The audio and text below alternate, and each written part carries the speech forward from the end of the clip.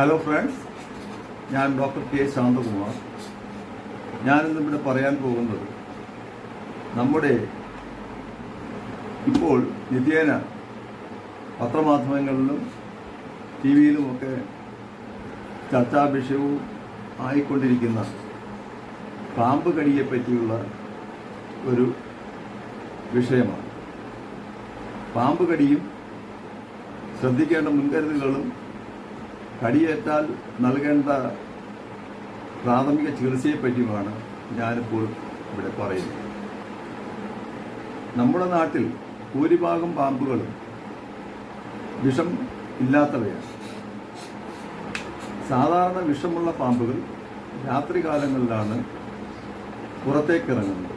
പാമ്പുകൾ ശീതരക്ത പ്രകൃതമുള്ള ഉരഗങ്ങളാണ്. അവയ്ക്ക് എപ്പോഴും തണുപ്പാണ് ഇഷ്ടപ്പെടുന്നത്.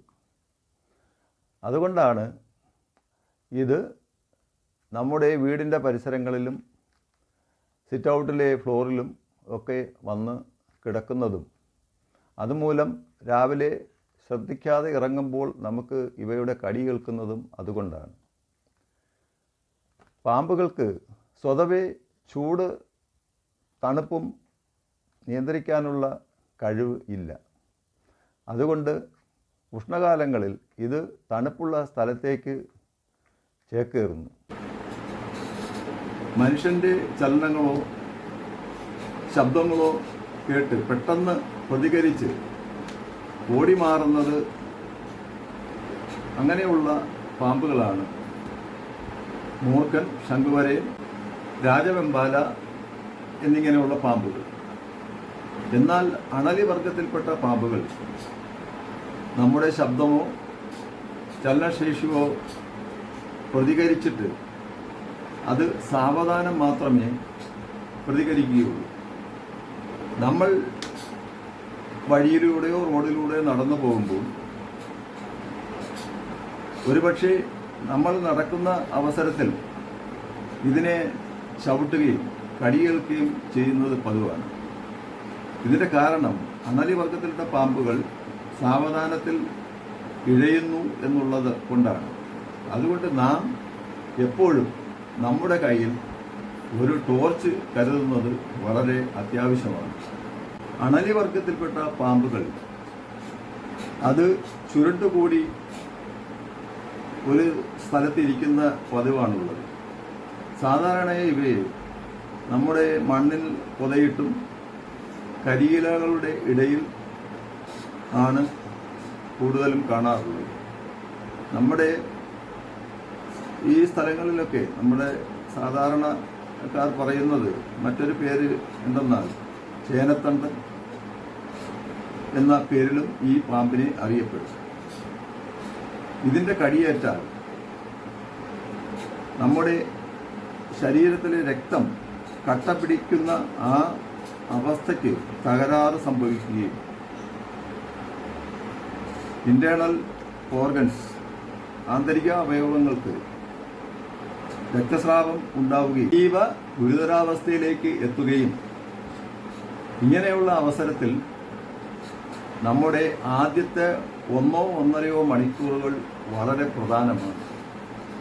എത്രയും പെട്ടെന്ന് വെന്റിലേറ്റർ സൗകര്യമുള്ള, ഡയാലിസിസ് സൗകര്യമുള്ള ആശുപത്രികളിലേക്ക് രോഗിയെ എത്തിക്കുന്നതാണ് നല്ലത്. അണലി കടിക്കുന്നത് മൂലം നമ്മുടെ രക്തം കട്ട പിടിക്കാതിരിക്കുകയും വൃക്കകൾ, തലച്ചോറ്, ശ്വാസകോശം ഉൾപ്പെടെയുള്ള പ്രധാന ആന്തരാവയവങ്ങൾ തകരാറിലായാൽ മരണം വരെ സംഭവിക്കും. നാഡീവ്യൂഹത്തെ ബാധിക്കുന്ന പാമ്പുകളാണ്, അല്ലെങ്കിൽ ന്യൂറോട്ടിക് പോയിസൺ ഉള്ള പാമ്പുകളാണ് മൂർഖൻ, ശംഖുവരയൻ, രാജവെമ്പാല എന്നിവ. ഇവിടെ കടിയേൽക്കുമ്പോൾ നമ്മുടെ തലച്ചോറിൻ്റെ പ്രവർത്തനം മന്ദീഭവിക്കുകയും അതുപോലെ തന്നെ ശ്വാസകോശത്തിൻ്റെ പേശികൾ മരവിക്കുകയും ചെയ്യുന്നത് മൂലം ബോധക്ഷയം, ശ്വാസം എടുക്കാൻ പറ്റാത്ത അവസ്ഥ എന്നിവ ഉണ്ടാകുക പതിവാണ്. അതുകൊണ്ട് ഇത്തരം പാമ്പുകളുടെ കടിയേറ്റാൽ 1-2 മണിക്കൂറിനകം വെന്റിലേറ്റർ സൗകര്യമുള്ള ആശുപത്രികളിലേക്ക് നാം എത്രയും പെട്ടെന്ന് എത്തിക്കേണ്ടതാണ്.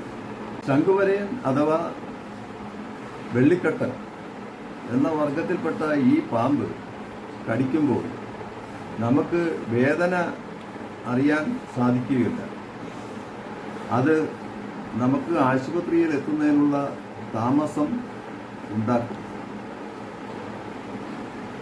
സാധാരണയായി വിഷമില്ലാത്ത പാമ്പ് വർഗത്തിൽപ്പെട്ടവയാണ് ചേര, ചുരുട്ട, ഇല്ലൂന്ന് അഥവാ മരംകേറി പാമ്പ്, നീർക്കോലി, ഇരുതലമൂരി, പച്ചിലപ്പാമ്പ്, അനാക്കൊണ്ട മുതലായവ വിഷം ഇല്ലാത്ത പാമ്പുകളാണ്.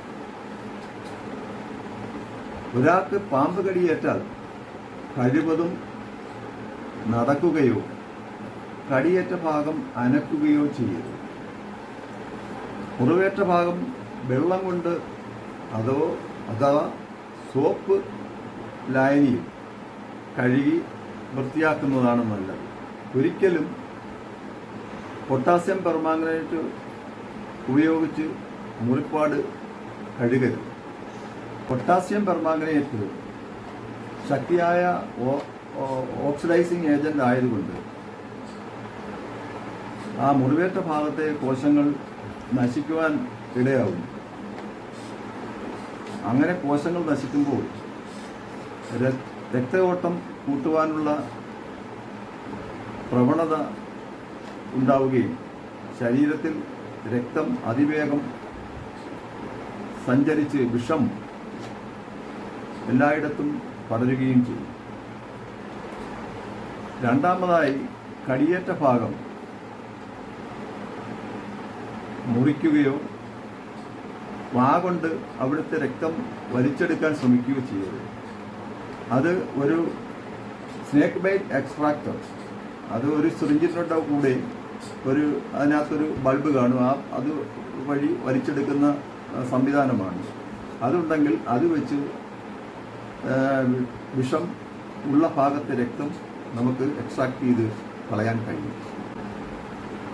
പാമ്പ് കടിയേറ്റ ആൾ അമിതമായി ഭയക്കുകയോ മറ്റുള്ളവർ അവരെ ഭയപ്പെടുത്തുകയോ ചെയ്യരുത്. അത് നമ്മുടെ ഹൃദയമിടിപ്പ് കൂട്ടുകയും രക്തസഞ്ചാരം വേഗത്തിലാക്കുകയും വിഷം ശരീരത്തിൽ പെട്ടെന്ന് വ്യാപിക്കാനുള്ള സാധ്യത ഉണ്ടാവുകയും ചെയ്യും. കടിയേറ്റയാൾ മദ്യം, സോഫ്റ്റ് ഡ്രിങ്ക് മുതലായവ കഴിക്കരുത്. ചിലപ്പോൾ രോഗി വെള്ളം വേണമെന്ന് പറഞ്ഞാൽ നമ്മുടെ ശരീരത്തിൻ്റെ ഊഷ്മാവിന് തുല്യമായ ചെറിയ ചൂടുവെള്ളം 1-2 കവിൾ കൊടുക്കാം. കൂടുതൽ കൊടുത്താൽ രോഗി പലപ്പോഴും ഛർദ്ദിക്കാനുള്ള ടെൻഡൻസി കാണിക്കും. അപ്പോൾ റെസ്പിറേറ്ററി മസിൽസിനോ എന്തെങ്കിലും പാരാലിസിസ് സംഭവിച്ചിട്ടുണ്ടെങ്കിൽ ആ വൊമിറ്റ് ചെയ്യുന്ന പദാർത്ഥം ശ്വാസകോശത്തിലേക്ക് വലിച്ചു കയറ്റി നമുക്കിടെ ശ്വാസം നിലയ്ക്കാനുള്ള സാധ്യത കൂടുതലാണ്. കടിയേറ്റ ഭാഗം മുറിവ് വരുത്തി രക്തം ചോർത്താനോ പൊള്ളിക്കാനോ നിൽക്കരുത്. അത് വിഷം പെട്ടെന്ന് വ്യാപിപ്പിക്കുവാൻ ഇടയാക്കും. പാമ്പ് കടിയേറ്റാൽ എത്രയും പെട്ടെന്ന് ആൻറ്റിവിനം ഉള്ളതും ICU സൗകര്യമുള്ള ആശുപത്രിയിൽ എത്തിക്കുക എന്നതാണ് പ്രധാന ഘടകം. മോഡേൺ മെഡിസിൻ പോലെ തന്നെ ആയുർവേദത്തിലും ഹോമിയോപ്പതിയിലും പാമ്പിൻ്റെ വിഷത്തിന് ചികിത്സിക്കാൻ പറ്റിയ മരുന്നുകൾ ധാരാളമുണ്ട്. ആദ്യത്തെ 1 മണിക്കൂർ വളരെ പ്രധാനപ്പെട്ട ഘട്ടം എന്നിരിക്കെ ആശുപത്രിയിൽ എത്തുന്നതിന് മുമ്പ് ഹോമിയോപ്പതിയിൽ പാമ്പിൻ്റെ വിഷത്തിന് കൊടുക്കാൻ പറ്റുന്ന മരുന്നുകളിൽ ഒന്നായ ഇച്ചിനേഷ്യ ആംഗിസ്റ്റിഫോളിയ മദർ ടിഞ്ചർ കുട്ടികൾക്ക് 5 തുള്ളിയും മുതിർന്നവർക്ക് 10 തുള്ളിയും 1/4 കപ്പ് വെള്ളത്തിൽ 15 മിനിറ്റ് ഇടവിട്ടോ അരമണിക്കൂർ ഇടവിട്ടോ ആശുപത്രിയിൽ എത്തുന്നവരെ കൊടുത്താൽ ലൈഫ് സേവിങ് ആവാനാണ് സാധ്യത. ഇച്ചിനേഷ്യ ആംഗിസ്റ്റിഫോളിയ എന്ന മരുന്നിൻ്റെ മദർ ടിഞ്ചർ ഓരോ വീട്ടിലും ഒരു 30 ml വാങ്ങി സൂക്ഷിക്കുന്നത് വളരെ നന്നായിരിക്കും. നമുക്ക് ആശുപത്രികൾ എത്താൻ താമസം ഉണ്ടാകുന്ന അവസരത്തിൽ ഇങ്ങനെയുള്ള മരുന്ന് ഉപയോഗിക്കുന്നതിലൂടെ നമുക്ക് ഈ പാമ്പിൻ വിഷത്തെ ഒരു പരിധിവരെ പ്രതിരോധിക്കാൻ സാധിക്കുന്നതാണ്. ഇപ്പോൾ കർഷകർക്ക് കൃഷിയിടങ്ങളിൽ മറ്റും പണിക്ക് പോകുമ്പോൾ അവരുടെ സുരക്ഷയ്ക്കായി കിസാൻ വകുപ്പ് ഒരു സ്റ്റിക്ക് കണ്ടുപിടിച്ചിട്ടുണ്ട്. അത് കൃഷിയിടങ്ങളിൽ പോകുന്നവർക്ക് ആ സ്റ്റിക്ക് ഭൂമിയിൽ കുത്തി പോകുമ്പോൾ അതിൽ പാമ്പ് ഉള്ള സ്ഥലങ്ങളിൽ നിന്ന് ഇതിലേക്ക് ഒരു സന്ദേശം വരികയും അതിനുള്ള സൂചനകൾ അതിൽ ഉണ്ടാവുകയും ചെയ്യുന്നു. അത് ഇങ്ങനെയുള്ള വിഷപ്പാമ്പുകളെ കണ്ടുപിടിക്കാൻ പറ്റിയ ഒരു മാർഗം ആണ്. ഈ സ്റ്റിക്ക് വേണ്ടവർ ഈ വീഡിയോയിൽ ഒരു ലിങ്ക് താഴെ കൊടുത്തിട്ടുണ്ട്. ഇത് എല്ലാവർക്കും ഇഷ്ടപ്പെട്ടെങ്കിൽ ഇത് ഷെയർ ചെയ്യണം, സബ്സ്ക്രൈബ് ചെയ്യണം, ലൈക്ക് ചെയ്യണം. Thank you.